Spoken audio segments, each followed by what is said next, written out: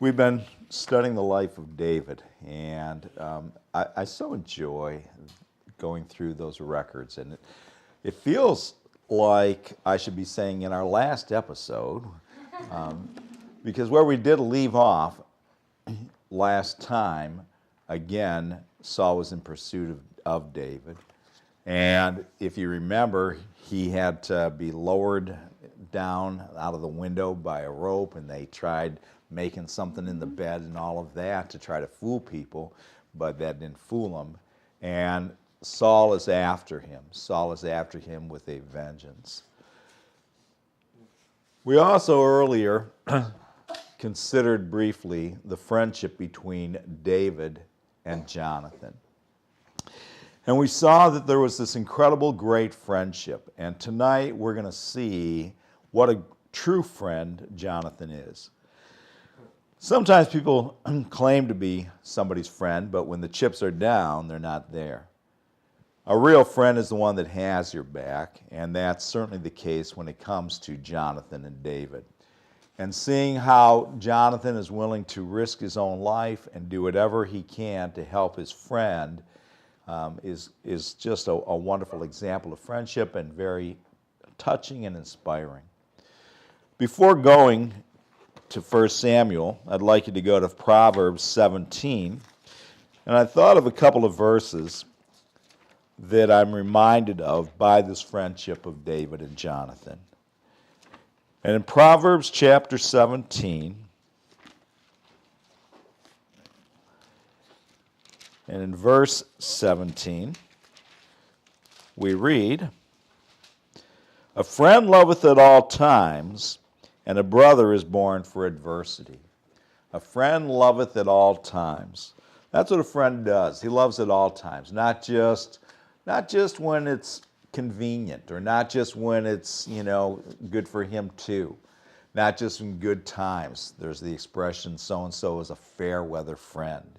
But that's not what a real friend is. He's not a fair weather friend. He loves you when you're down and out. He loves you when you're not your best. He loves you when you really need that help. And that's the kind of friend that Jonathan is to David. In Proverbs 18, you don't have to go far, in verse 24, it says, "A man that hath friends must show himself friendly." There's a simple requirement that if you want to have friends, then you got to be friendly. "And there is a friend that sticketh closer than a brother." There's a friend that sticketh closer than a brother. In the verse we just read before this, it said that a brother is born for adversity. A brother is there when you really do come across some hard times or some adversity. When you really need help, that's what a brother should be for. And yet over here it says that there's a friend that sticks even closer than a brother, because that true friend will be there even when a brother may not. And there again is the case with Jonathan and David. Let's go then to 1 Samuel chapter 20.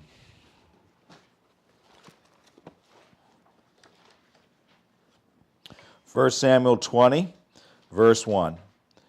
"And David fled from Naioth in Ramah and came and said before Jonathan." So David comes to his friend, and he says, "What have I done? What is mine iniquity, and what is my sin before thy father that he seeketh my life? What did I do wrong? What is it that, I've somehow done to offend your father that he's trying to kill me?" Verse 2.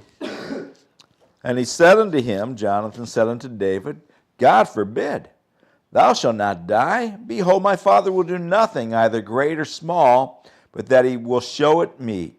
And why should my father hide this thing from me? It is not so." Jonathan just cannot believe that Saul is still trying to kill him.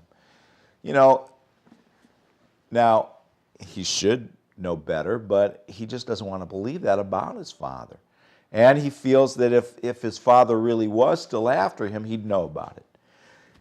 He's close to his father, and that's something to remember when it comes to this relationship that between Jonathan and Saul, as well as the relationship between Jonathan and David.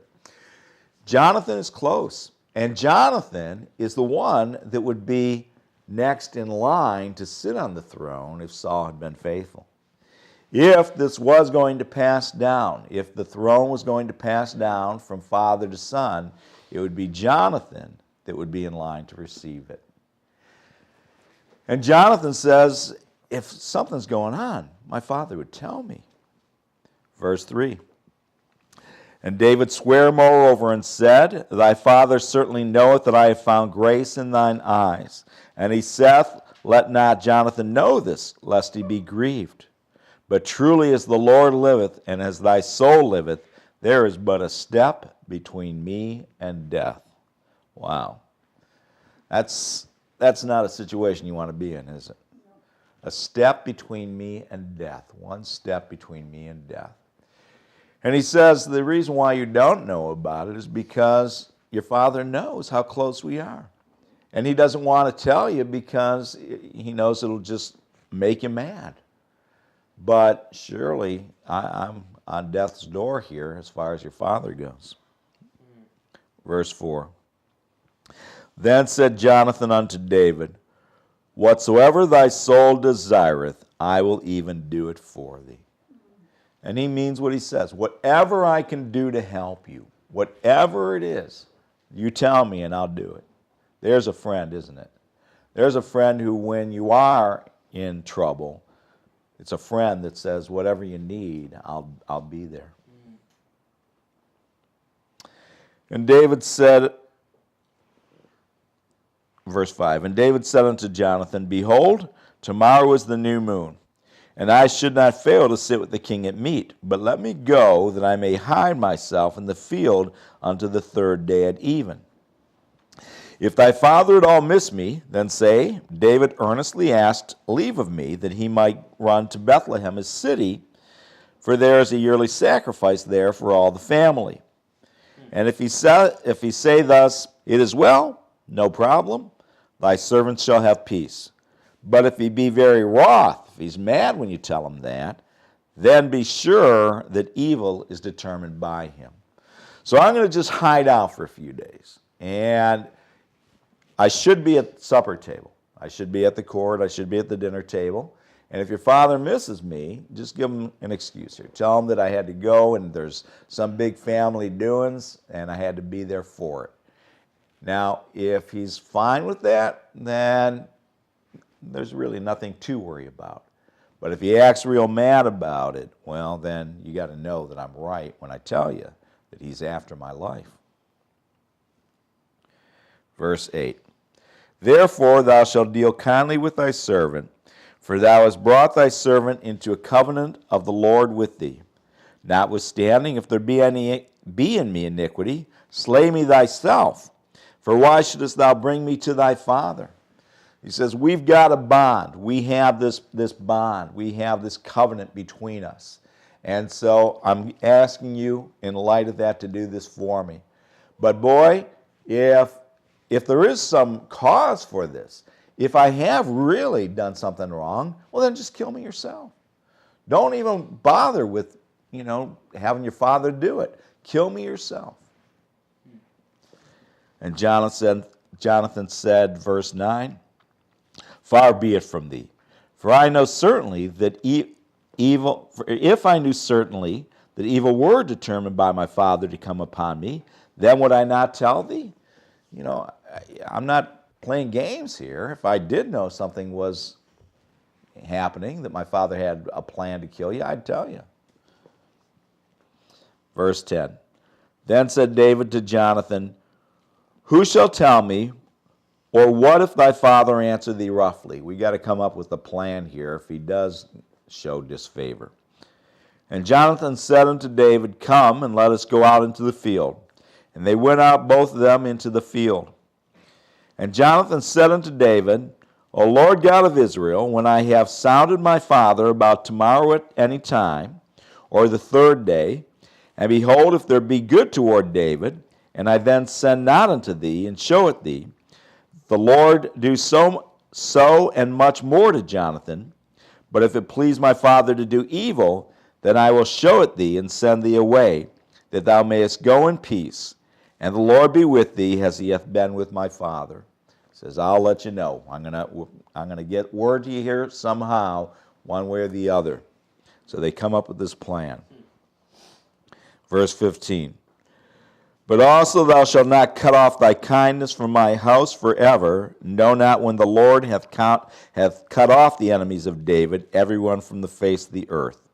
So Jonathan made a covenant with the house of David, saying, let the Lord even require at the hand of David's enemies. So they make this pact that not only on Jonathan's side, what he's going to do is he's going to make sure that David's warned one way or the other. And David's agreement is that he will not ever raise his hand against Jonathan or any of his family. So, and I don't know if we'll get there, but years and years down the line later, David, after he is on the throne, not only does he not do any harm to any of Jonathan's family, he seeks out if there are any of Jonathan's family that he can show a kindness to.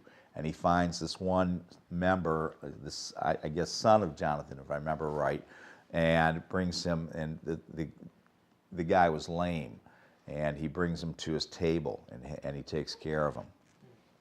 So he holds up his end of the bargain. Verse 17. And Jonathan caused David to swear again because he loved him. For he loved him as he loved his own soul. That was the depth of the love that he had. And I think that's the second time this has been said, that he loved him as he loved his own soul. Then, verse 18, Jonathan said to David, tomorrow is the new moon, and thou shalt be missed because thy seat will be empty.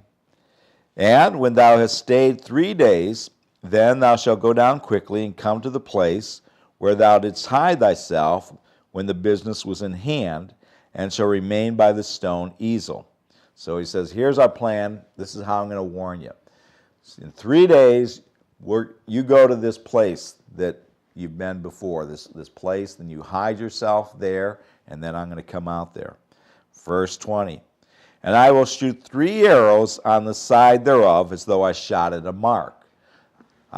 You be hiding behind the stone, and I'm going to come out there with my bow and arrow, like I'm doing some target practice, and I'm going to shoot them, and I'll deliberately miss.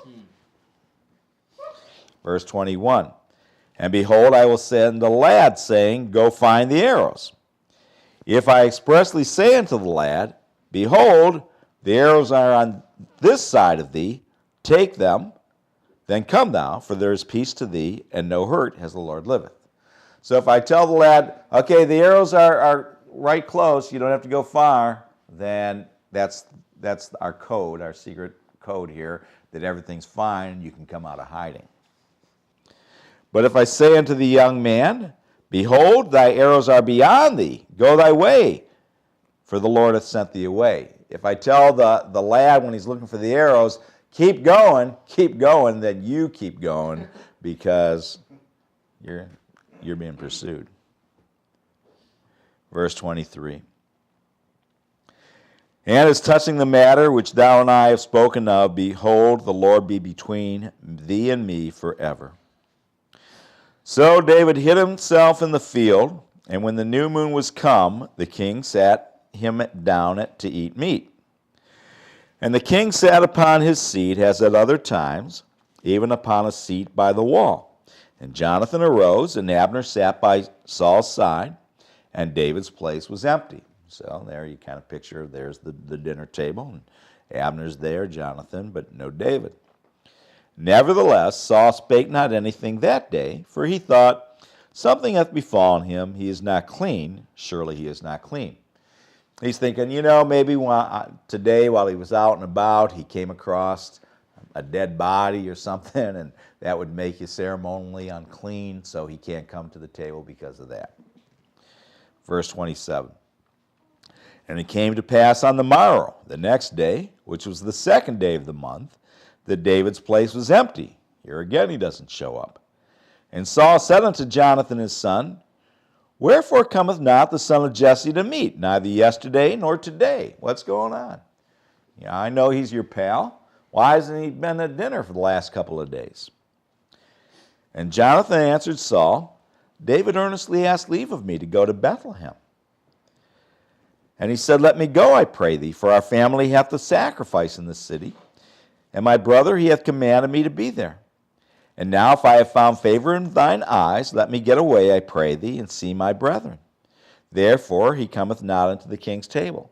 So he tells them the story they had planned out. He rehearsed and, makes it sound pretty good, but Saul's not going to buy it. Verse 30. Then Saul's anger was kindled against Jonathan, and he said unto him, Thou son of a perverse, rebellious woman. We've shortened it a bit nowadays, that saying. He said, You son of a perverse, rebellious woman, do not I know that thou hast chosen the son of Jesse to thine own confusion and unto the confusion of thy mother's nakedness? What he's talking about here is you're hurting yourself. You are the guy who, if David does end up on the throne, you're the one who's going to be not receiving what should have been your birthright. Your birthright should have been to sit on the throne, and you're just hurting yourself here. Verse 31, For as long as the son of Jesse liveth upon the ground, thou shalt not be established, nor thy kingdom. So long as he's breathing, you are not going to be established as the new king. Wherefore now send and fetch him unto me, for he shall surely die. Well, let's settle this matter right now. Don't you get it? You're just obviously too stupid to realize that it's not just my position that's in jeopardy here, but yours as well.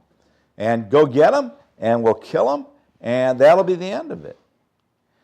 Now, if you know anything about the history of kings, not just in the Bible, but the history of kings, period, they'd do anything for keeping that throne. If they perceived anybody was a threat, I don't care how good a friend they were before that. History is filled with kings that one day you're friends, the next day you're dead because they think somehow you're working against them. But that's not Jonathan. Jonathan values his friendship with David greater than literally all the wealth of the kingdom.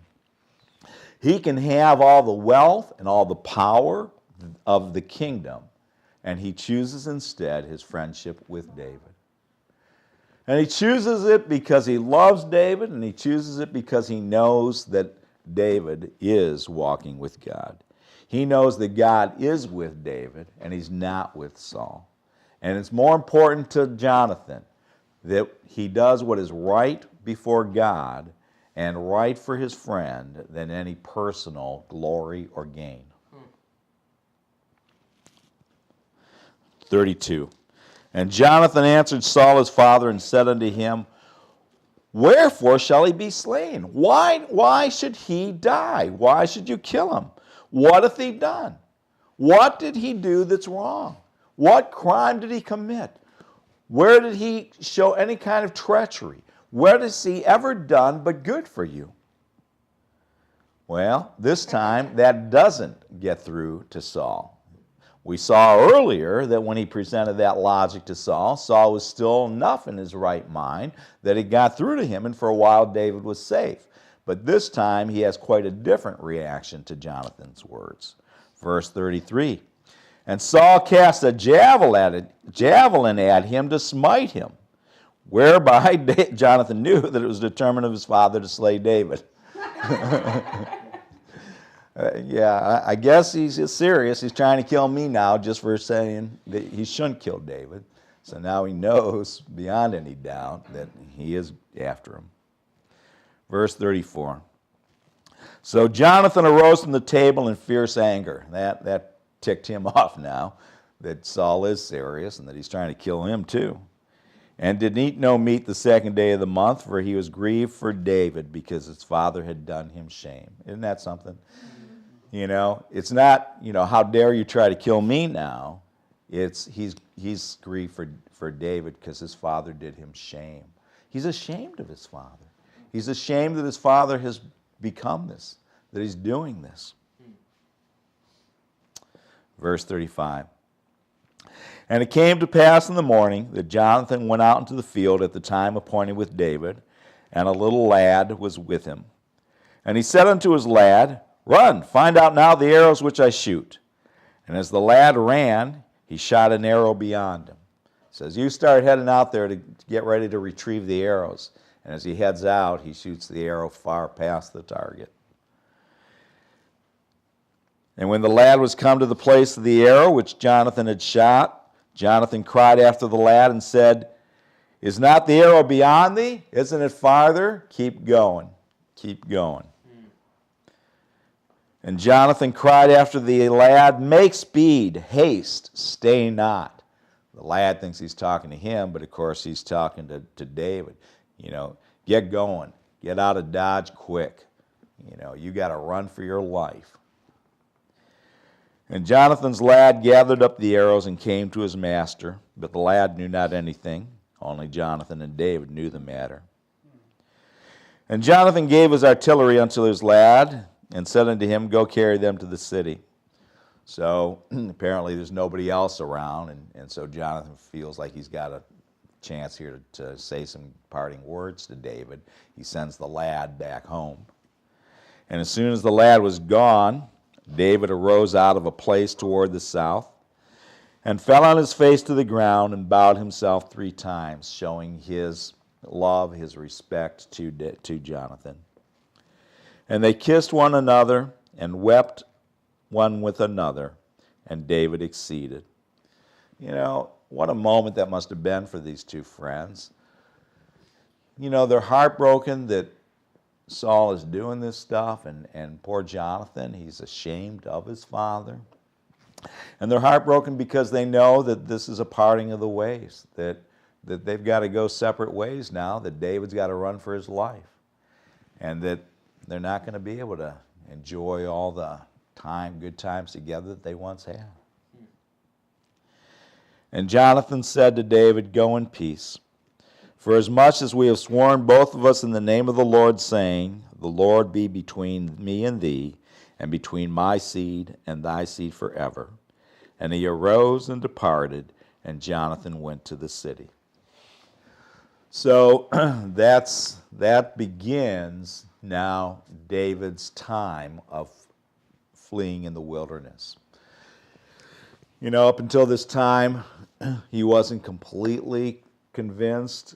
He believed that Saul was after him. Certainly Saul had given him plenty of reason to believe that. But he might have still held out some hope.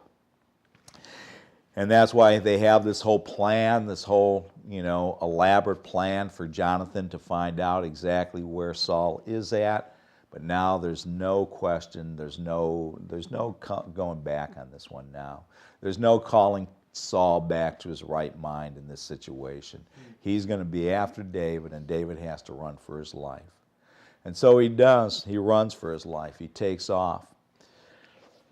And he heads out, and we won't cover all these records, but he heads out, and he begins by getting a weapon. He realizes he's going to need a weapon, that if he's got to go out and be on his own, he's going to, even though he has never any intent of raising a weapon against Saul. That's never in his thinking at all. He will not, no matter what jeopardy his own life is in, and no matter how many people begin to side with David and follow him, it never is in David's thinking to go up against Saul. Anybody else would have. And with anybody in any other nation, they might have excused it. You know why David never raised his hand against Saul? Because Saul was God's anointed. And even if he was no longer walking with God, even though he no longer had the Spirit of God, instead had an evil spirit, he was possessed, once a man was anointed of the Lord, then that marked his life. And God would take care of him, and David knew that. David trusted that God would protect him, and he trusted that God would handle this situation. But David will never, never raise his hand against him.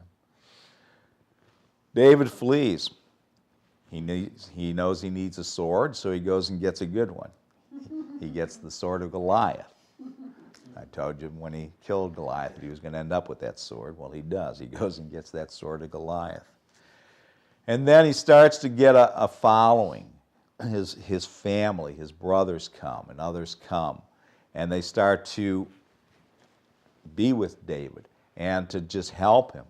And he does some fighting, but not against Saul. He does some fighting against the Philistines and others that are threats to Israel. So even though he's ousted from Saul and out of the kingdom and out of his good graces, he's still doing everything he can to help the kingdom, and Saul's benefiting from it. That's just this wonderful, pure heart of David.